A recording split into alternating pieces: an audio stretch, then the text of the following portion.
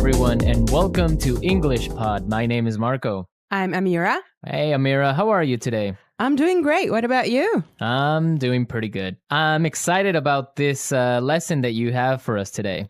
Yes, it's actually a very, very useful lesson. It's about someone asking his boss for an assistant. Oh, okay, an assistant. What's an Yes. assistant?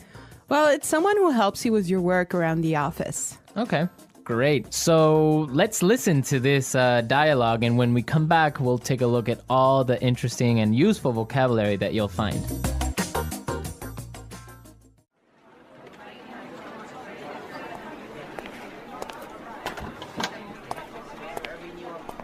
Like I told you before, we just don't have the resources to hire you an assistant. I understand that, but the fact is, we're understaffed. The timing is just not right. The economy's bad, and it's too risky to take on new staff. Yeah, I guess you're right. Here's an idea. What if we hire an intern? She would take some of the weight off my shoulders. She? Yeah, you know, a recent graduate. She could give me a hand with some of these projects, and we could keep our costs down. That sounds reasonable. Let me see what I can do.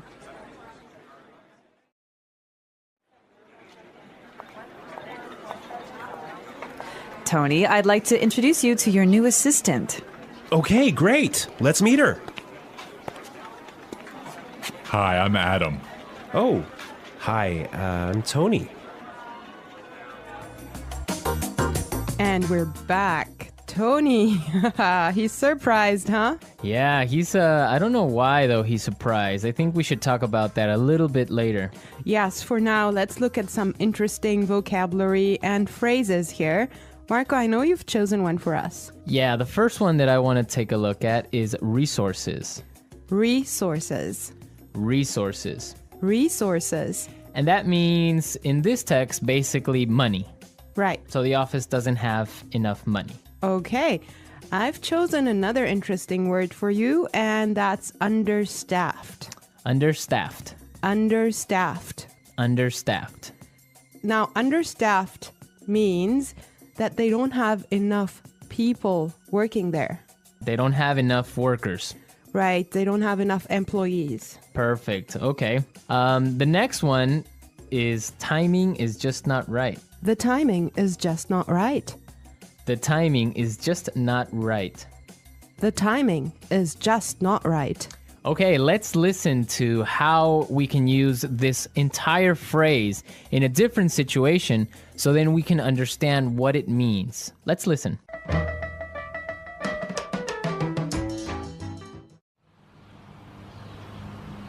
I was going to sell my house, but the timing is just not right. Honey, I think we should have a baby. The timing is just not right.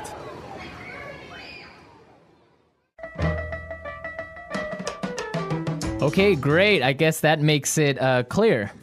Yes, actually, it's very obvious that it means that it's just not a good time. Right. Perfect. Yeah. I have another interesting phrase for you, which is weight off my shoulders. Weight off my shoulders. Weight off my shoulders. Weight off my shoulders. So, to take weight off my shoulders is another way of saying to help me with my work or to take some of my work away from me. If you have a lot of things to do and I come and help you, that means that I took some of the weight off your shoulders. Yes. Let's look at the next phrase that we have here, and it's give me a hand. Give me a hand. Give me a hand. Give me a hand. Okay, now this is not literal. It's not that I'm gonna give you somebody's hand, right? Let's listen to some examples and then we can come back and explain what it means.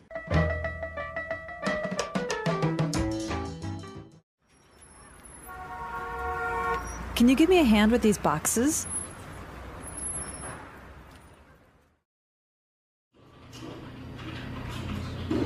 Neil, I'll need you to give me a hand with the sales reports.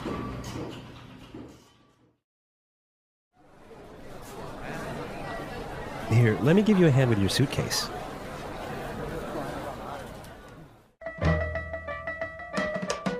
All right. Give me a hand is another way of saying help or to help out.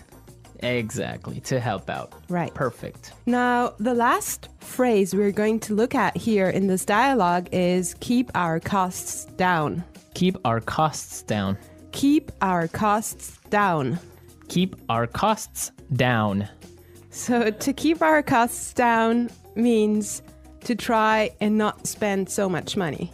Exactly. Many companies, for example, now control how much printing you do, Yes. right? To yes. keep the costs down of paper.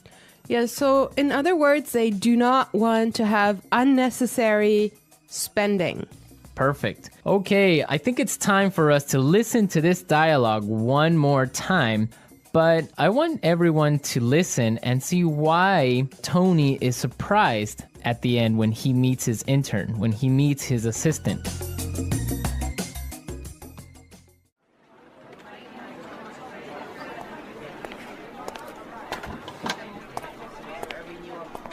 Like I told you before, we just don't have the resources to hire you an assistant. I understand that, but the fact is, we're understaffed. The timing is just not right. The economy's bad, and it's too risky to take on new staff. Yeah, I guess you're right. Here's an idea. What if we hire an intern? She would take some of the weight off my shoulders. She? Yeah, you know, a recent graduate. She could give me a hand with some of these projects, and we could keep our costs down. That sounds reasonable. Let me see what I can do.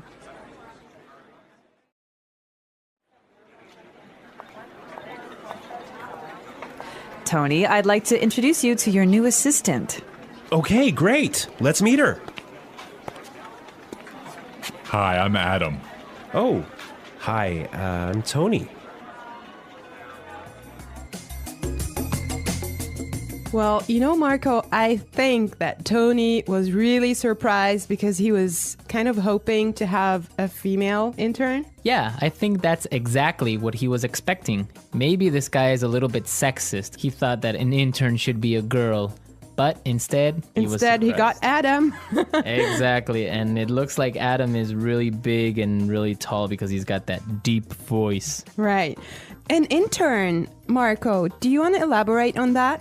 Working at a company with a very low salary or sometimes no salary at all, but what you're gaining is experience and you are learning a lot of things.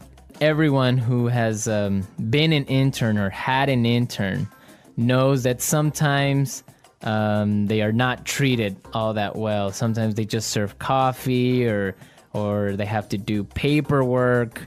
Or like photocopying things. Exactly. Yeah. But some internships are really, really cool, and some are really good experiences for learning. Yes, definitely. Actually, I know a friend of mine. She used to work as an intern in one of those really big companies, and she told me that she has gained so much experience doing that. Yeah, I mean, even if you don't get paid, the experience that you get is really good, and that just opens doors for maybe getting another job, or sometimes the interns get hired by the company to stay because they do such a good job. Yeah, I think that's mostly the case, huh? Yeah, that happened to me once. I started working as an intern, and after 3 months, I was hired by the company, so it does happen, believe me. So you did a good job. Yeah, of course. All right, folks, we're out of time today. I hope that you enjoyed our lesson. Asking for assistance. When people need help, they ask for assistance. This can happen in many situations. You might ask for help when you are lost, when you cannot carry something heavy, or when you do not understand something. It is important to know how to ask for help politely and clearly. When you need assistance, you can start by saying, "Excuse me," or "Can you help me, please?" This shows that you are polite. People are usually happy to help when you ask nicely. For example, if you cannot find a place, you can say, "Excuse me, can you tell me where the bank is?" If you need help carrying a bag, you can say, "Can you help me carry this bag, please?" When someone helps you, it is important to say thank you or I appreciate it. This shows that you are grateful. If you need help but do not know how to ask, it can feel difficult. Learning simple phrases can make it easier. For example, "I need help with this," or "Can you help me, please?" are useful sentences. Remember, Asking for assistance is normal, and people often help each other in daily life. When asking for assistance, it is important to know different ways to express your needs. Sometimes, you may need help in a public place, like a store, a train station, or a hospital. In these situations, using polite language is very important. People are more likely to help you if you ask in a kind and respectful way. You can start your request by using phrases like, "Excuse me," "I'm sorry to bother you," or "Could you help me, please?" These phrases are polite and make the person you are asking feel respected. For example, if you are in a store and cannot find an item, you can say, "Excuse me, could you help me find the bread?" If you are at a train station and are unsure which train to take, you could ask, "I'm sorry to bother you, but could you tell me which train goes to the city center?" These polite phrases make your request clear and respectful.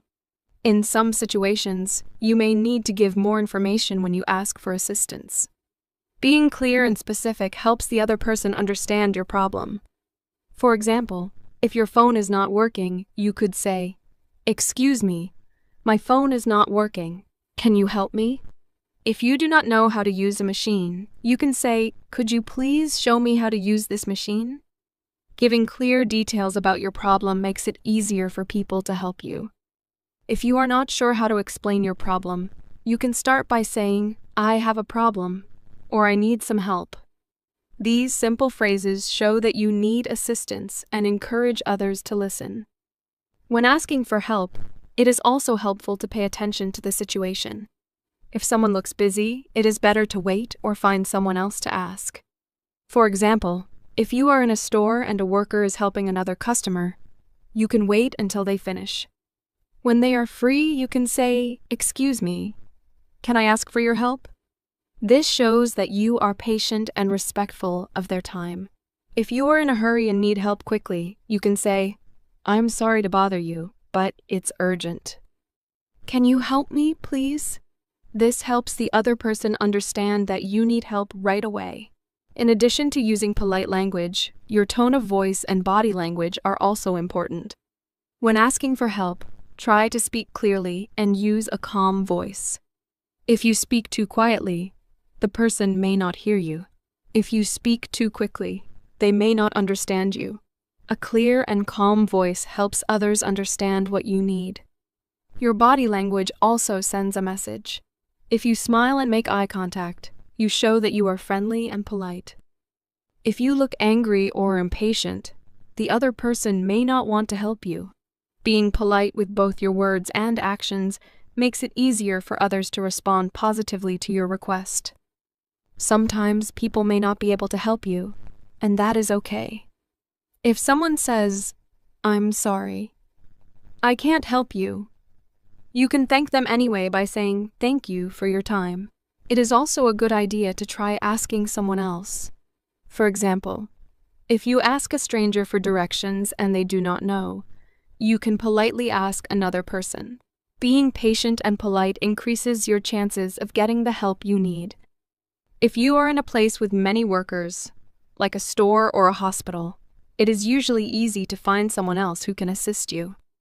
When you receive help, always remember to show gratitude. Saying thank you or "I really appreciate it" shows that you value the other person's kindness. If someone gives you detailed help, you can say, "Thank you so much for your help," or "I really appreciate your assistance." If the help was quick but useful, you can simply say, "Thanks a lot." Being thankful encourages people to continue helping others. It also leaves a good impression and shows that you are polite and respectful. Asking for assistance is a useful skill in daily life. Whether you need help finding a location, understanding instructions, or solving a problem, knowing how to ask politely and clearly makes communication easier. It also helps you build better relationships with people around you. By using polite phrases, giving clear details, being patient, and showing gratitude, you can ask for assistance in a respectful and effective way. When asking for assistance, it is important to understand that different situations may require different ways of requesting help. In everyday life, you might need help in various places, such as a supermarket, a bus stop, a school, or even on the street. Knowing how to ask for assistance in different situations makes you feel more confident and helps you communicate effectively. It is also important to recognize that the way you ask for help may change depending on who you are speaking to.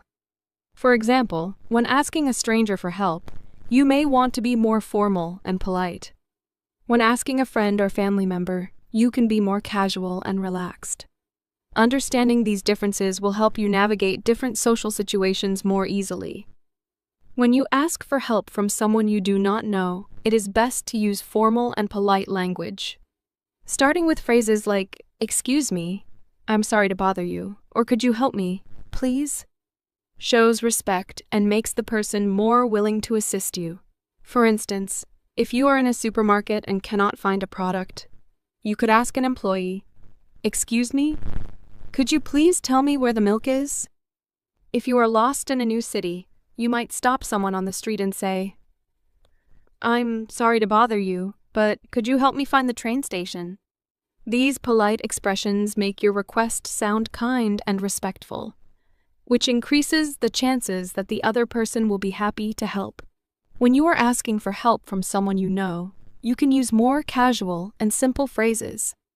For example, if you are at home and need help moving a heavy box, you can say to a family member, "Hey, can you help me with this box?" If you are working on homework and have a question, you might ask a friend, "Can you explain this to me?" In these familiar situations, it is not always necessary to be very formal, but it is still important to be polite.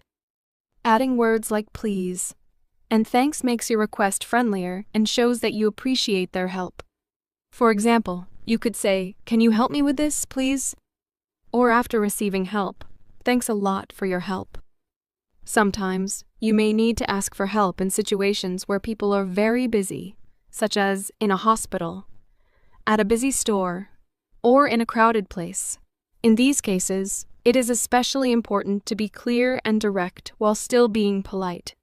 If you are in a hospital and need help finding a doctor's office, you could say to a staff member, "Excuse me, I need to find Dr. Smith's office. Can you help me, please?" If you are at a busy restaurant and need assistance, you could say to a waiter, "I'm sorry to bother you, but could I get some water, please?" Being clear and polite helps the other person understand your needs quickly, even when they are busy. In some situations, you might need to ask for help in an emergency. When there is an emergency, it is important to speak clearly and quickly so that others understand the seriousness of the situation. For example, if someone is hurt, you can say, "Help. Someone is injured. Please call an ambulance." If you see a fire, you might say, "There's a fire. Please call the fire department." In emergencies, people understand that you must speak directly and urgently, so it is okay to be less formal. However, it is still helpful to speak clearly and loudly so that others understand and respond quickly. When you ask for assistance, it is also helpful to use gestures or body language to make your request clearer. For example, if you are asking for directions, you might point to a map or a street to show where you want to go. If you need help lifting something heavy, you could gesture toward the object to show what you need help with. Using gestures along with clear language can make your request easier to understand, especially if the other person does not speak your language well. In many cases, body language can make communication smoother and help the other person understand your needs more quickly. Another important part of asking for assistance is being patient and understanding. Sometimes, the person you ask may not be able to help you immediately. For example, if you ask for help in a store and the worker is busy, they might say, "I'll be with you in a moment." In these cases, it is important to wait politely until they are available. If someone cannot help you at all, you could try asking someone else. For instance, if you ask a stranger for directions and they do not know, you can thank them and ask another person. Being patient and polite makes it easier to get the help you need and leaves a good impression on others. It is also useful to know how to respond when someone offers you assistance without being asked. Sometimes, people notice when you need help and offer it before you ask. For example, if you are struggling to carry a heavy bag, someone might say, "Do you need help with that?" In this situation, you can respond politely by saying, "Yes, please." "Thank you." If you do not need help, you can say, "Thank you, but I'm okay." Being polite when accepting or refusing help shows that you appreciate the other person's kindness. Learning how to ask for assistance in different situations is a valuable skill. Whether you are asking for help from a stranger, a friend, or in an emergency, using polite and clear language makes your communication more effective. By practicing different ways to ask for help, you will feel more confident when you need assistance. Remember to be polite, use clear language, and show gratitude when someone helps you.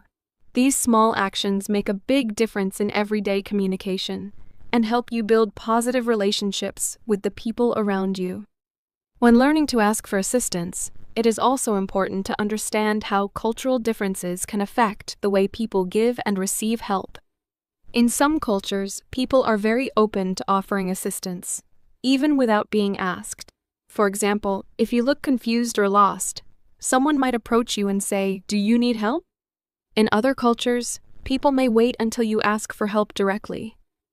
Understanding these cultural differences can help you feel more comfortable when asking for assistance in different countries or with people from different backgrounds. If you are unsure how to ask, starting with polite and clear phrases like "excuse me" or "could you help me, please," is always a good choice, no matter where you are. Another important skill when asking for assistance is knowing how to ask follow-up questions. Sometimes, when someone gives you help, their answer may not be completely clear to you. In these situations, it is useful to ask additional questions to get more information. For example, if you ask for directions and someone says, "Go straight and turn left," but you are still unsure, you could ask, "How far should I go straight?" Or is it the first left or the second left? Being able to ask follow-up questions helps you get the help you need more effectively. You can also use phrases like, "Could you explain that again, please?" Or "I'm sorry, I didn't understand. Could you repeat that?" These phrases show that you are listening carefully and want to understand clearly. When asking for assistance, it is also helpful to recognize when to offer help in return. Communication is a two-way process, and just as you may need help sometimes, others may need your help as well. If someone helps you, there may be opportunities for you to assist them later. For example, if a coworker helps you understand a task, you could offer to help them with something else in the future by saying, "Thank you for your help. Let me know if you ever need anything." Offering help in return shows kindness and builds positive relationships with others. Even if you cannot directly repay someone, a sincere "thank you so much for your help" shows that you value their time and effort. It is also useful to know how to ask for assistance when you are using services such as public transportation, customer service, or healthcare. In these settings, you may need to ask for help with specific problems. For instance, at a train station, you could ask, "Could you help me find the right platform, please?" When speaking to customer service, you might say, "I have a problem with my order. Could you assist me?" In a doctor's office, you could ask, "Could you help me understand these instructions?" Using specific language helps people in these roles understand your problem quickly and find a solution. Additionally, being patient and respectful with service workers is especially important, as they often assist many people throughout the day. Sometimes, you may need to ask for assistance in a professional or formal setting, such as at work or school. In these environments, it is best to use polite, clear, and professional language. For example, if you do not understand a work assignment, you could ask your manager, "Could you clarify the instructions for this task, please?" If you are a student and need help with an assignment, you could say to your teacher, "I'm having difficulty with this question. Could you explain it to me, please?" Using formal language shows that you are serious and respectful. It is also helpful to show that you have already tried to solve the problem yourself before asking for help. For instance, you might say, "I have tried to solve this, but I'm still confused. Could you help me understand it better?" When asking for assistance, it is also important to be aware of how to respond if the person you ask cannot help you. Sometimes, the person may not know the answer or may be too busy to assist you. If this happens, it is polite to say, "Thank you anyway," or "I appreciate your time." You can then look for someone else who might be able to help.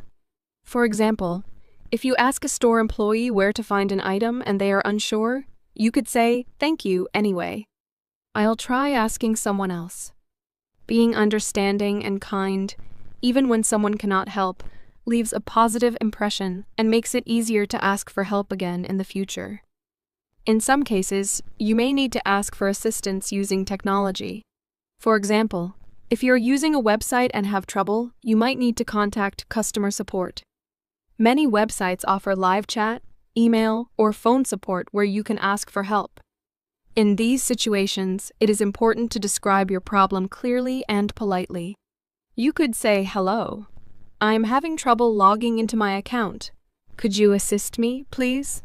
If you are using a self-service kiosk at a store or a ticket machine and do not understand how it works, you could ask a nearby worker, "Excuse me, could you show me how to use this machine?" Being able to ask for assistance with technology is becoming more important as many services move online. Another useful skill is learning how to ask for assistance in a group setting. Sometimes, you may need help when you are in a meeting, a classroom, or a social gathering. In these situations, it is important to be respectful and wait for the right moment to ask. For example, in a classroom, you could raise your hand and say, "I have a question. Could you help me understand this part, please?" In a meeting, you might wait until there is a pause and then ask, "Could you clarify that point, please?" Being respectful of the group and asking your question clearly helps you get the help you need without interrupting others. Asking for assistance is an essential life skill that helps you navigate different situations with confidence. Whether you are asking for directions, seeking help with a problem, or requesting clarification, using polite and clear language makes communication easier. Remember to be patient, respectful, and grateful when others assist you. Practicing these skills in everyday situations will improve your ability to ask for help effectively. Over time, you will become more comfortable asking for assistance and offering help to others, making your interactions smoother and more positive. The English Pod audio review. Listen to the meaning, then say the vocabulary word. Money. Resources. Not enough people to do the job. Understaffed. It's not a good time now. The timing is just not right. Remove pressure or stress. Weight off my shoulders. Help. Give me a hand. It's okay. That sounds reasonable. Hire. Recruit. Working too much. Overworked. Not enough people to do the job. Short-staffed.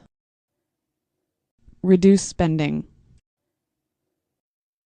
Cut costs.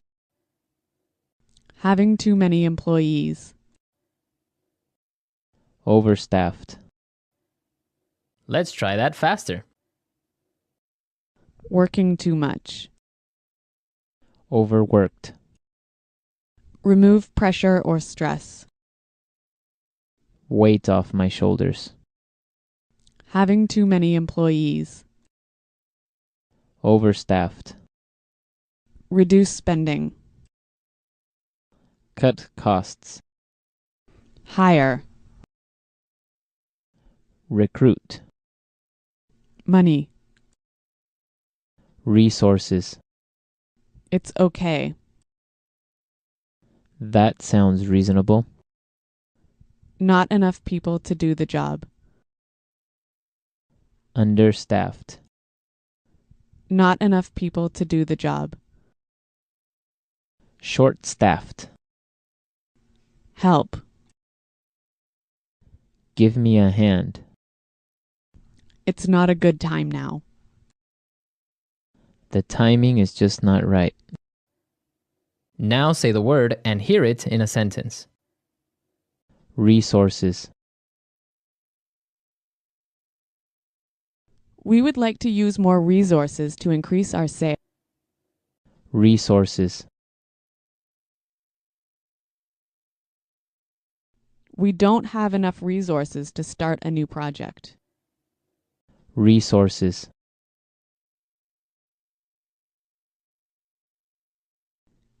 Intel has a lot of resources for research and development.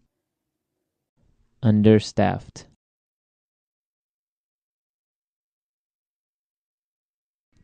Hospitals in poor regions of Africa are understaffed. Understaffed. I did overtime last week because the company is understaffed. Understaffed.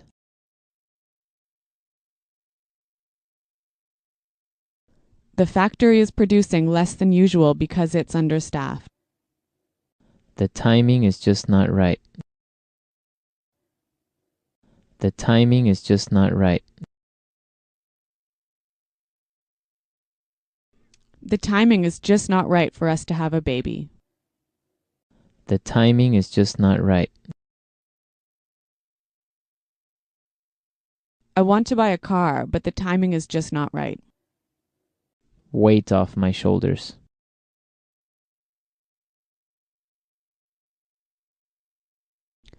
Could you help me plan the party? That would really take some of the weight off my shoulders. Weight off my shoulders.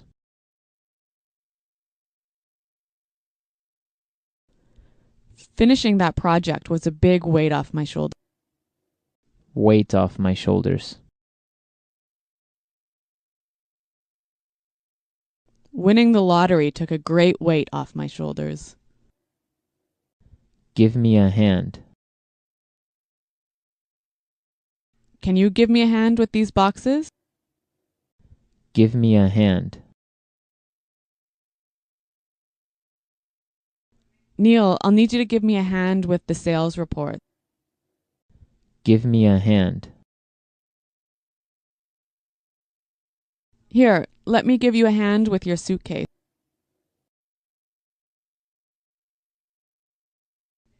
Paying $30 for new shoes sounds reasonable.